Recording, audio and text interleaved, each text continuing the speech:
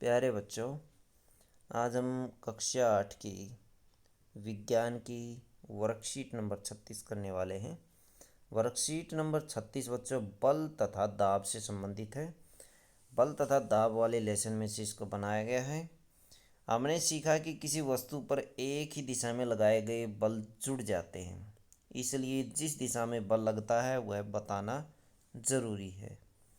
किसी वस्तु पर लगाया गया बल उसकी गति को बदल सकता है। यदि बल की गति की दिशा में है तो वस्तु की गति बढ़ जाती है। यदि बल गति की दिशा के विपरीत दिशा में है तो वस्तु की गति में कमी आ जाती है। उदाहरण के लिए गोलकीपर गोल बचाने के लिए गेंद की तरफ कूदता है और उछलता है, और उसके द्वारा लगाया गया बल गेंद को रोक सकता है और उसकी दिशा को बदल सकता है और गोल होने से बचा सकता है।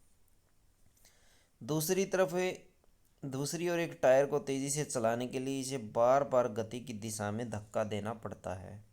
देख रहे हैं आप चित्र में, ये गोलकीपर है, ये टायर चलाता हुआ लड़का है, जिसका अर्थ है कि बल को किसी वस्तु की गति की दिशा में लगाने पर उसकी गति बढ़ जाती है। जैसे जैसे ये टायर को धक्का लगाएगा, इसकी गति बढ़ जाएगी। किसी वस्तु की गति या उसकी गति की दिशा में या दोनों में परिवर्तन को वस्तु की अवस्था में परिवर्तन कहा जाता है।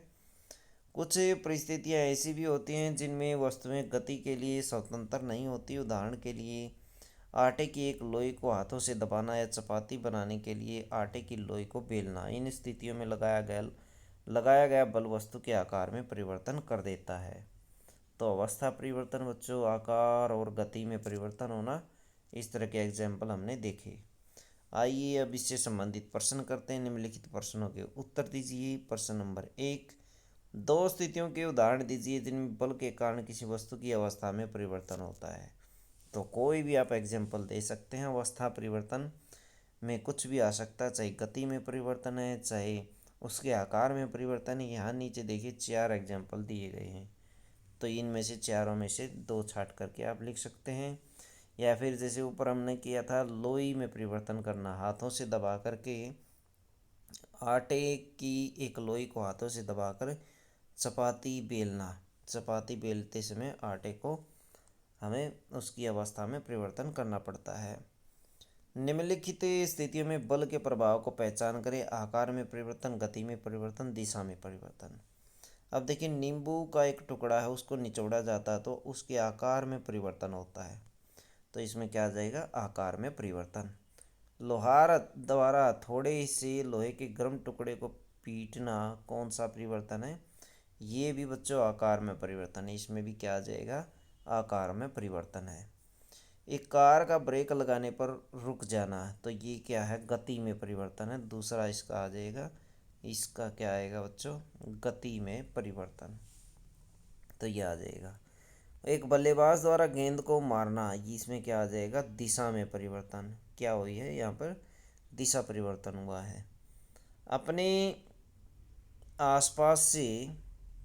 अपने आसपास से ऐसे उदाहरण दीजिए जिसमें बल गति की दिशा और अवस्था बदल देता है। तो गति की दिशा बच्चों, जैसे एक बल्लेबाज द्वारा गेंद को मारना, गति की दिशा बदल जाती है। और अवस्था बदल सकता है, जैसे लोहार द्वारा थोड़े से लोहे के गर्म टुकड़े को पीटना, ये अवस्था परिवर्तन का एग्जाम्पल है। तो ये 2 एग्जाम्पल आप लिख सकते हैं, और एग्जाम्पल भी अपने पास से लिख सकते हैं। क्या होगा यदि एक लगाया गया बल वस्तु की गति की दिशा के विपरीत दिशा में है?